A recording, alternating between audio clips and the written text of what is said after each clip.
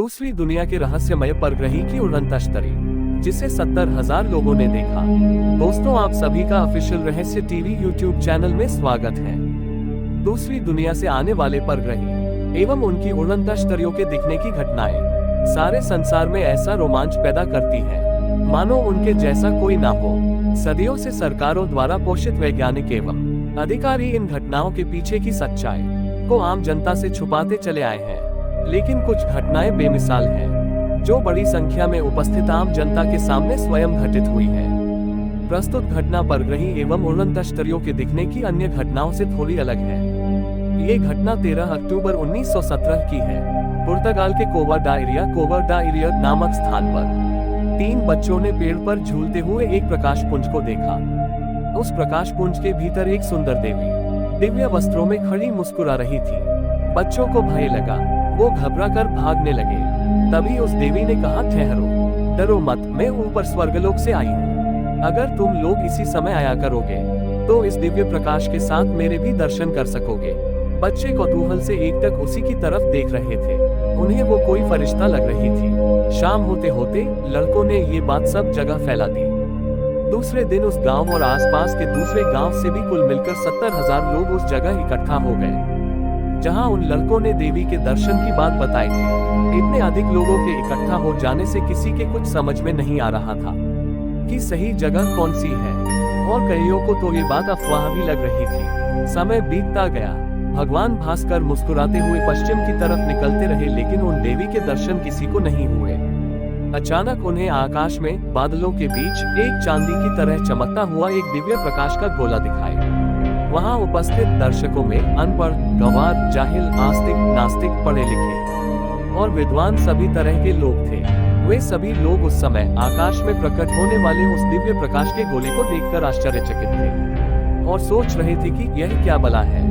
बादलों से प्रकट होने के बाद वह चमकदार उड़न तश्तरी स्थिर न रह सकी और आकाश में ही घेरे बनाकर विभिन्न प्रकार की गतियां करने लगी। कभी धीरे धीरे हवा में तैरती हुई सी आगे बढ़ती और कभी पलक झपकते ही तेजी से एक ओर निकल जाती। हवा में इस प्रकार से कलाबाजियां खाने से उस उड़न तश्तरी से इंद्रधनुषी आकृतियां बनने लगी। बहुत समय तक उस उड़न तश्तरी के ऊपर इंद्रधनुष उभरा रहा। उस इंद्रधनुष का घेरा काफी बड़ा था। क्या गजब का दृश्य था।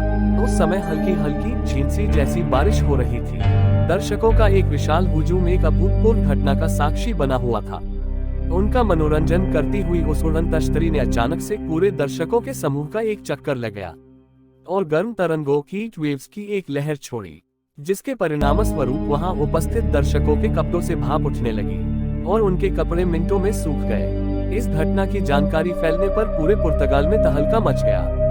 वहां के एक प्रसिद्ध दैनिक समाचार पत्र मासिक्यूलो ने इस घटना का आंखों देखा विवरण छापा और इसे चमकदार सूर्य का नृत्य नाम दिया।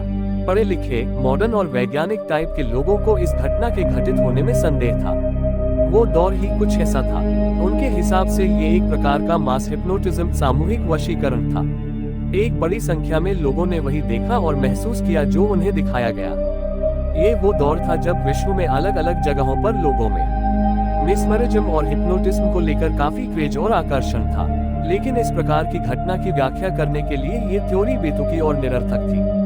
पूरी पृथ्वी पर जहां कहीं भी उड़न तश्तरियों के दिखने की घटना हुई है, वहां उसके गवाह 2, 4, 8, 10 लोग ही हुए हैं। एक साथ इतनी बड़ी संख्या में लोगों द्वारा दूसरी दुनिया के परग्रहियों की उड़न तश्तरी देखने की यह घटना अपने आप में अनोखी है, जो इसका प्रमाण देने के लिए काफी है कि हमसे भी उन्नत सभ्यताएं और संस्कृतियां इस ब्रह्मांड के अन्य ग्रहों पर हैं और हमारी धरती पर वह बेरोक टोका जा सकती है।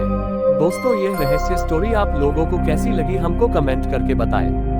साथ ही आपने अभी तक ऑफिशियल रहस्य टीवी यूट्यूब चैनल को सब्सक्राइब नहीं करा है तो सब्सक्राइब करें। यदि आप फेसबुक पेज पर वीडियो देख रहे हैं तो पेज को फॉलो करें।